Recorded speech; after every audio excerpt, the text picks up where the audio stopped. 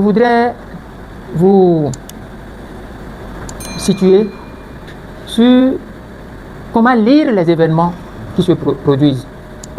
Il y a une manière de lire les événements qui se produisent. Si vous n'avez pas des grilles de lecture, vous ne pouvez pas savoir ce qui se produit. Parce que le premier élément dont se nourrit la dictature, dont se nourrit la tyrannie, c'est l'ignorance du peuple. C'est la première question, la première bataille. Lorsque vous voyez un système, un dictateur faire n'importe quoi, ne le suivez pas d'abord.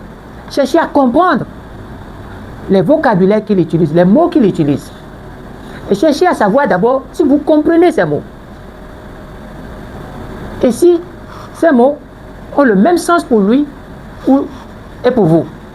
Parce que le débat dans la société est un débat de sens. Et le dictateur procède par la corruption des mots. Le premier recours du dictateur, c'est la corruption du mot. Il procède par ignorance. Et en cherchant à mettre à nu son ignorance, vous allez voir qu'il perd son discours. Et parce qu'il craint de perdre son discours, il procède par la suppression de la liberté de presse, la suppression de la liberté d'opinion et la suppression même de la liberté, de la possibilité de penser. Et c'est là ce qu'il faut voir. Si nous sommes d'accord sur ça, nous allons, pour répondre à vos questions, nous situer, nous donner deux repères. Le premier repère est 1990. Le second repère est 2016. Si nous voyons 1990, que s'est-il passé? Certains vont vous dire, le passé n'est rien. Non, non, non, non, non, non, non, non. Je vous dis, et en vous le disant, je n'invente rien. Je ne fais que plagier d'autres qui l'ont dit avant moi. Winston Churchill a dit au niveau, dans la période des années de guerre, la Seconde Guerre, il a sorti une célèbre phrase. Il dit, pour voir loin dans le futur, il faut savoir scruter loin dans le passé. C'est pour ça que personne ne peut vous dire de ne pas voir le passé. Sans le passé, vous ne pouvez avoir aucune compréhension du présent et aucune projection sur le futur. Le passé le plus récent qui est présent encore devant nous, c'est la conférence nationale. Quelqu'un l'a posé tout à l'heure. Mais je ne vais pas vous raconter l'histoire de la conférence nationale. Mais je vous dis, l'une des conclusions majeures de cette conférence nationale est plus jamais ça. Pourquoi nous avons dit plus jamais ça?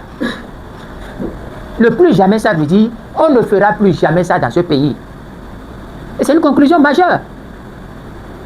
C'est dans le rapport de feu professeur Albert Teboé, le rapport final de la conférence que tout le monde a applaudi. Et n'oubliez pas, cette conférence vient pour régler le problème de la pensée unique, de la dictature, de l'oppression. Donc, nous avons réglé la solution à l'oppression. Nous l'avons réglé en 1990, chers amis. Et nous avons dit, plus jamais ça. Et c'est ça qui se retrouve dans le préambule de la Constitution. Le seul document qui nous réunit en tant que Béninois, jusqu'à nouvel ordre, c'est les actes de la conférence nationale, lesquels actes ont été transcrits dans la Constitution. C'est ça le point de départ. Ce passé est ce qui nous unit. La seule chose qui nous unit au Bénin, c'est la conférence nationale. Les rêves de Patrice Talon n'unissent pas le peuple béninois. Je ne suis pas lié aux rêves de Patrice Talon. Je pense que parmi vous là, la chose vous a tellement tétanisé, beaucoup de gens je vois dans la ville, que lorsque même ils appellent le nom de Patrice Talon, ils tremblent. Ils tremblent. Non. J'ai discuté avec quelqu'un hier, il voulait dire le nom de Patrice Talon, il me dit de mettre mon téléphone loin. Avant de me dire, prononcer le nom de Patrice Talon, je viens de sortir. J'ai dit à cette personnalité, je ne discute pas avec vous, sortez de chez moi. Il a tout dit, je l'ai renvoyé. Je ne veux plus discuter avec lui. La seule chose, j'insiste là-dessus, c'est la conférence nationale. Si nous comprenons ça, nous allons venir à 2016. Talon a prêté serment sur quoi? Il a prêté serment sur la Constitution, qui est l'acte constitutionnel, le pacte fondateur qui nous réunit. Il a prêté serment sur ça. Il a prêté serment en contenu, en modalité et en durée. C'est tout. Nous ne pouvons suivre Patrice Talon et le respecter que par rapport à ce serment. Dès lors qu'il sort de ce serment, il ne sera pas respecté. C'est ça la question. C'est ça que vous devez expliquer à tout le monde. Aussi longtemps qu'il est dans le serment qu'il a prêté en 2016, il est absolument respecté. On lui obéit. Parce que nous sommes enfermés, lui et nous, dans un serment que nous avons rédigé ensemble, donc presque prononcé ensemble. Et c'est ce serment que nous allons surveiller. C'est tout le problème. Lorsqu'il modifie la durée de mandat, il ne mérite plus respect. Allez lire la Constitution de 90. La durée et le nombre de mandats ne peuvent pas être modifiés en catimini. C'est écrit dedans. Donc tout part de là. Le grief, le premier grief part de là. Et tout débat que vous allez faire doit partir de ces deux repères. Une fois que ce décor est planté, je peux prendre vos questions et répondre à vos questions. Maintenant, si nous voulons aller à un niveau un peu supérieur de raisonnement, nous allons dire, mais écoutez, 90, 2016. Mais quel est le fondamental que personne ne peut négocier, discuter? Les indiscutables. Quels sont les indiscutables? Ce que personne ne doit discuter encore au Bénin. Nous pouvons dire qu'il y a des choses qu'aucun Béninois ne peut plus discuter.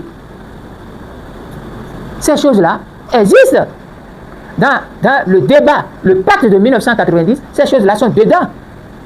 Et dans le repère de 2016, ces choses-là sont dedans. C'est ce qu'on appelle les libertés et droits fondamentaux. Chers amis, il y a les libertés et les droits fondamentaux qui sont des non négociables. C'est les principes, c'est les valeurs. Talon n'a inventé aucun de ces principes, aucune de ces valeurs. Moi qui suis devant vous là, je n'ai inventé aucun de ces principes, aucune de ces valeurs. Mais ces principes et ces valeurs ont une histoire. C'est des conquêtes. C'est des conquêtes historiques qui ont des dates. Et il est important que je vous rappelle ces dates-là. Sinon, nous allons faire des débats comme les Clébé-Yoran le font. Vous devez en quittant ici, même chercher des supports ou demander à la secrétaire générale ou au responsable d'avoir des supports de raisonnement. N'oubliez pas que je vous ai dit, la première bataille, c'est la bataille contre l'ignorance. On ne peut combattre l'ignorance que lorsqu'on est outillé. Et les droits et libertés dont nous parlons, personne parmi nous n'a inventé ça. Des gens avant nous ont sacrifié leur vie, ont sacrifié leur temps, ont fait des privations pour conquérir ces droits et les instituer comme droits universels, droits fondamentaux, inaliénables, des droits qui nous lient et que nul parmi nous ne doit jamais transgresser. Et sans vous perdre le temps, je vous renvoie. Ça a commencé en 1776. En 1776. D'abord en juillet 1776, en Virginie. Avec une célèbre déclaration lue par un certain Massol. En juin. Et en juillet, cette déclaration de Virginie a fondé la déclaration d'indépendance des États-Unis. Donc en 1776, il y a eu deux événements majeurs. En juin, une déclaration pour annoncer les droits, les libertés et droits fondamentaux, lesquelles libertés et droits fondamentaux ont servi de fondement dans la déclaration de 1776 juillet pour l'indépendance des États-Unis. Et à partir de là, vous allez voir un phénomène. Il y a eu un enchaînement. En 1783, lorsqu'il y a eu le traité de Paris qui a scellé les accords entre les États-Unis et l'Angleterre, entre les colonies et l'Angleterre, avec Lafayette. Ça, vous demandez à vos professeurs ou choses là, ils vont vous expliquer ça. C'est plus tard qu'en 1789, il y a eu la Révolution française. La prise de la Bastille. Et cette Révolution française a consacré, est comme la synthèse, une conclusion de tout ce qui a commencé en Angleterre.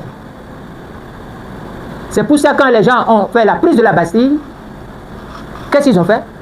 Ils ont missionné ceux qui étaient venus, ceux qui avaient pris part aux conquêtes des droits aux États-Unis, les Tocqueville, les Lafayette et consorts, les Condorcet et consorts. C'est eux qui sont venus rédiger l'essentiel de la déclaration de 1789. Nous n'avons rien inventé. J'incite ces dates pour que vous puissiez voir ce qui se passe aujourd'hui.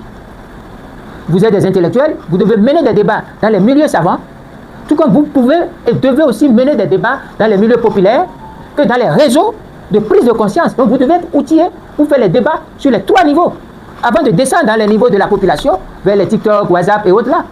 Parce que tout le monde n'est pas censé, tout le monde n'est pas allé à l'école, ne peut pas lire. Mais vous, une fois que vous avez la capacité, la chance d'accéder à ces choses, vous allez savoir les cuisiner, les rendre plus digestes aux autres. Mais vous devez aller chercher ces choses pour pouvoir faire les débats. Donc lorsque nous parlons de 1789, la conquête des droits de l'homme, nous partons de loin. Nous partons de très loin. Je vais vous faire une petite histoire qui va vous faire rire. Lorsque même, un peu après 1789, vers les 1789, oui, autour, il y a eu un événement extraordinaire en Irlande qui a amené le concept de boycottage. Boycotter, c'est le nom d'un individu. Le boycott, c'est quelqu'un qui s'appelle Boycott. Charles Boycott. C'est un nom. C'est un intendant d'un grand patron. Et au cours d'une récolte, une saison n'a pas été bien. Et malgré que la saison ne soit pas clémente, il continue de pressurer les ouvriers. Au point où, dépassés, ne pouvant plus supporter, vous savez ce que les ouvriers ont fait? Les paysans et les ouvriers, ils ont refusé d'exécuter ces ordres, pacifiquement. Et quel que soit ce que Charles Boycott va dire, les gens l'ignorent, on le regarde, personne ne va plus lui prendre ses courriers, il dit de faire quelque chose, tout le monde refuse. Il chicote, les gens ne répondent même pas, les gens sont là. Et puisque ça a continué, les travaux n'ont pas été exécutés, les champs n'ont pas été labourés, les récoltes, tout se perdait, et son patron à lui maintenant est obligé de le renvoyer. D'où l'expression boycott est venue. Et c'est un autre Charles Panel qui, se souvenant de ce qui est arrivé à Boycott, a pratiqué ce qu'on appelle boycott, et le verbe boycotter et boycottage, tout ça là est venu. Donc, je vous dis ça pour vous dire que lorsque l'oppression étouffe et que vous n'avez plus de possibilités, vous devez chercher un mécanisme pour sortir de l'oppression. Et c'est ce mécanisme pour sortir de l'oppression qui est la résistance. Donc, tous les droits de 1776, 1783, 1789, et même dans la Constitution, un document majeur de 1793, tous ces droits ont pour base 4 droits fondamentaux. Le droit à la liberté, vous devez retenir que vous avez le droit à la liberté. Personne ne peut empiéter sur vos libertés. Vous avez le droit à la sûreté. Personne ne peut vous empêcher d'être sûr. C'est-à-dire, si vous quittez ici pour aller, mais notez, pour aller à Saint-Jean, vous devez être sûr que vous devez aller à Saint-Jean. Vous avez le droit à la propriété. Vos biens vous appartiennent. Le fruit de vos biens vous appartient. Et enfin, il y a un droit que les gens ne comprennent pas. Et c'est dommage jusqu'à aujourd'hui que c'est un droit. Le droit de résister. Résister n'est pas un rêve. C'est le seul droit lorsqu'on a l'oppression en face. Et ce droit est inscrit dans les déclarations de 1789. Repris en 1793. Et chose curieuse, en 1945, ça a été repris. Et en 1948, c'est dans la Charte des Nations Unies. Et qu'est-ce que l'oppression? L'oppression, c'est lorsqu'on étouffe l'aspiration de quelqu'un. Les aspirations, vos aspirations légitimes, lorsqu'on les étouffe, c'est l'oppression. Et contre ça, vous devez résister. Le droit à la résistance est un droit de l'homme. Et ça fait partie des 4 droits fondamentaux. Le droit à la résistance. Je vous explique ces choses. Pour en tirer quel intérêt? Pour que vous en tirez quel intérêt? C'est qu'en 1990, nous avons réaffirmé tous ces droits contre recours contre le PRPB. Je ne diffame personne, au contraire, je fais l'éloge et je rends hommage à Wawa Thérèse, à Boubacar Baparapé, qui sont vivants et qui vivront longtemps. Les Sindété Denis, qui vivront longtemps. Il y a d'autres qui ont perdu la vie. Mais nous avons mis ces droits-là. Et ce que certains ne veulent pas que vous compreniez, c'est que ces droits qui font partie intégrante de la Charte des Nations Unies, ces droits ont été repris dans la Charte africaine des droits de l'homme et des peuples de 1981. Et chers amis, en 1986, sous le PAPB, le Bénin, la République populaire du Bénin, a ratifié la Charte africaine des droits de l'homme et des peuples de l'Union africaine. Le PAPB était un régime de dictature et a ratifié une convention internationale africaine qui consacre le respect des droits. Je ne sais pas si vous ne voyez pas le sens qu'il faut donner à ça. Mais en 90, quand nous avons fait la conférence nationale et que nous avons fondé la République du Bénin le 28 février 1990, qui est entrée en vigueur le 1er mars 1990, nous avons mis en place la rédaction d'une constitution qui a été adoptée en décembre 1990. Et si vous lisez le préambule de cette constitution, qu'est-ce qu'il y a dedans? La charte africaine, d'abord, la déclaration de 1945 est prise en compte à travers la charte des Nations Unies. Il y a la déclaration, la charte des droits de l'homme et des peuples de l'Union africaine, que j'ai rappelé tout à l'heure, est prise en compte et font partie intégrante de la Constitution. C'est-à-dire, ces accords internationaux font partie, ces traités et engagements internationaux font partie intégrante de la Constitution de 90. Et là, ça nous lie. Parce que le Constitution de 1990 a dit quelque chose. Non seulement ça fait partie intégrante des droits de la Constitution, mais ces documents ont une force supérieure aux lois internes. Autrement dit, si nous avons fait une loi, nous avons voté une loi à l'Assemblée, cette loi ne peut pas entrer en concurrence au point de renier les engagements internationaux. Avec les engagements internationaux. C'est ça ce que je voudrais que vous sachiez. Nous ne sommes pas libres d'écrire n'importe quelle ignorance comme texte constitutionnel. Personne ne peut se lever et dire, comme un certain Hassan Seibou, c'est Hassan Seibou qui s'appelle, qui a géré Benin Taxi. Le Benin Taxi dont nous attendons l'audit jusqu'à aujourd'hui, il se lève caillardement et il dit, bon, si quelqu'un va devant les médias et dit des choses contre le pays, on va retirer les droits civiques de la personne. Lui, il est tribunal. Talon est tribunal, Talon est une cour, Talon est une juridiction. Est-ce que le député a une juridiction? Est-ce que le député a une cour? Mais les gens là, ils sont tombés sur le crâne ou ils sont tombés où? On dit que si vous dites ça, ils vont vous arrêter. Ça veut dire quoi ça? Ça veut dire quoi? Donc les gens rêvent seulement, ils rassemblent leurs copains et ils vont dans une salle, ils éteignent les lumières et ils allument les lumières, ils disent maintenant là, vous n'allez plus parler. Vous allez vous taire pendant 5 ans, pendant 6 ans. Nous on continue. On va dire tout en votre lieu de place. On va faire le développement. Mais ils savent ce qu'on appelle le développement. Ils savent. Le débat est là. Le débat n'est pas, il est gros, il est petit, il est gentil, il est chauve, il est... Non, le débat n'est pas là. Le débat est, est-ce que ce qu'on est en train de dire tient la route? Est-ce que les gens qui font ça agissent comme des gens qui ont le cerveau ou bien les gens qui ont pété les plombs? Est-ce qu'il y a des câbles qui n'ont pas sauté dans la tête de certains? Je me soumets à vos questions, je vous remercie. Au regard des événements qui s'enchaînent, est-ce qu'il y aura réellement une alternance à la tête de notre pays en 2026? Moi, j'ai une question. Après cette résistance, qu'allons-nous faire pour ne plus tomber dans ces travers pour les années à venir? Il n'y a pas d'alternance en 2026. Pour qu'il y ait alternance, mon cher ami, il faut qu'il y ait d'abord élection. Et pour qu'il y ait élection, il faut qu'il y ait démocratie. Il n'y a pas d'élection sous une dictature. Lorsque le dictateur place les urnes, désigne ses candidats, il fait de la comédie. Le mot élection est incompatible avec le mot dictature. Le mot élection est un mot qui fonctionne avec la démocratie. Et votre question m'amène à vous expliquer quelques nuances. La première nuance, c'est celle qui fait la différence entre la démocratie et la dictature sur la question de l'élection. C'est dans la démocratie qu'on fait une élection.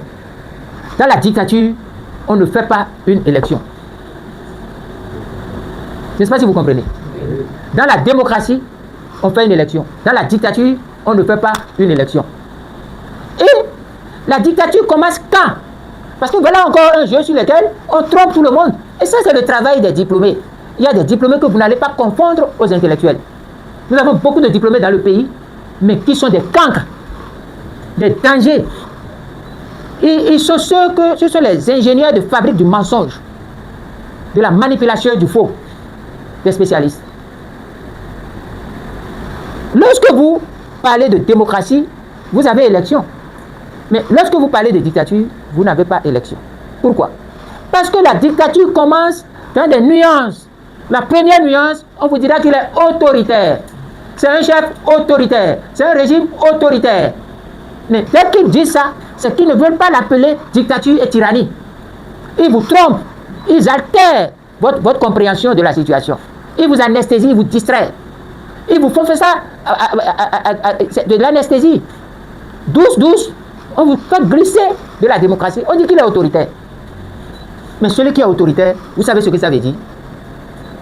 C'est qu'il laisse le système démocratique en phase, mais exploite les failles de la démocratie pour détruire, pour faire, ce qu'on appelle la démocraticide. Je ne sais pas si ça existe, pour tuer la démocratie.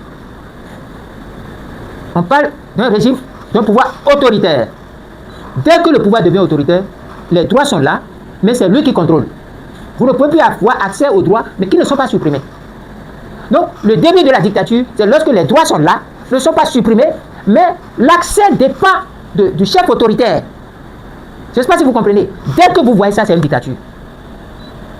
Il y a des choses sur lesquelles vous devez accepter la nuance à l'intérieur pour justifier la corrosion, la pourriture, l'altération de la chose. Et quand vous quittez le premier pas de la dictature, qui est l'autoritarisme, vous entrez maintenant dans l'autocratie. C'est toujours des maladies du pouvoir. Lorsque le monsieur quitte la dictature, il devient autoritaire, il vous observe. Il vous observe, il vous épie.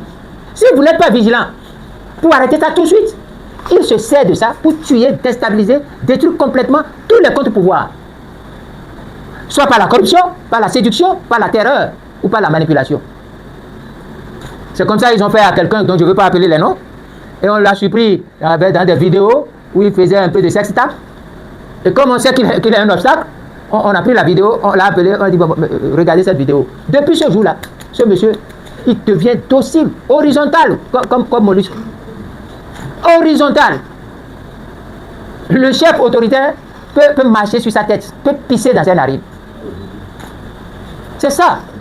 Donc, lorsque vous voyez ça, sortez du système et combattez en même temps. Mais quand il quitte l'autoritarisme, il va à l'autocratie. L'autocratie, maintenant, il s'attaque aux droits. Ce n'est plus que les droits sont là.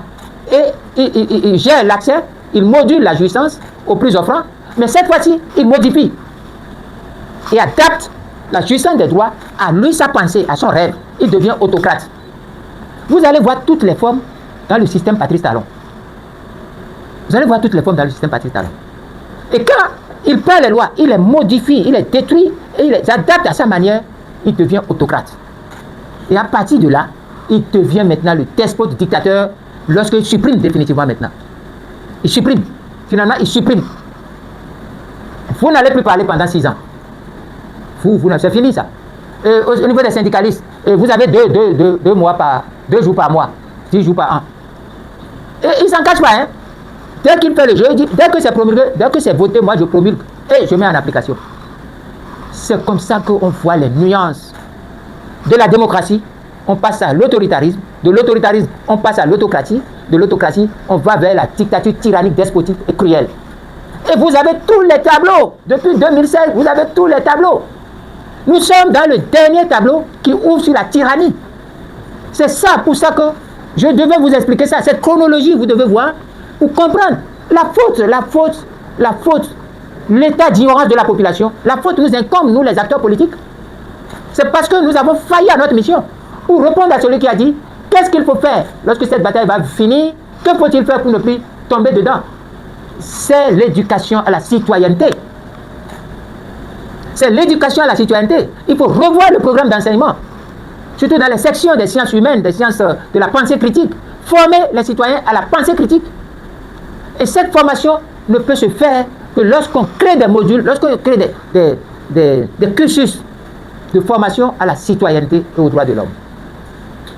C'est la seule chose. C'est l'éducation qui éveille. C'est l'éducation qui va sauver le monde.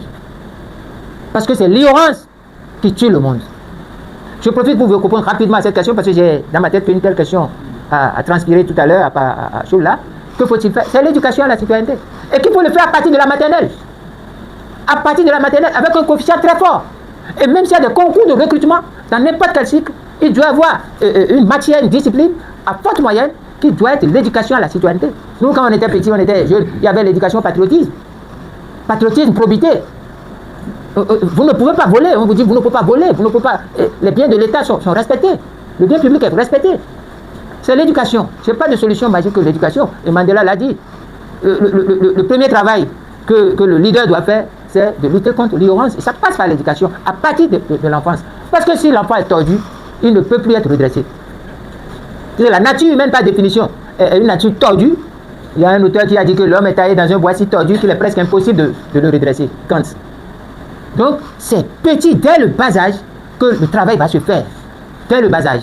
L'éducation à la citoyenneté. C'est très important.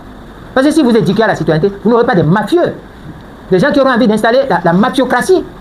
Des gens qui veulent une république de la mafia et du crime. Une république de l'ignorance. Après des aides de compétences, c'est la république de l'ignorance qu'on veut installer. La république de quoi? De quoi? Ça veut dire quoi ça? Ce qu'ils écrivent là. Mais c'est révoltant.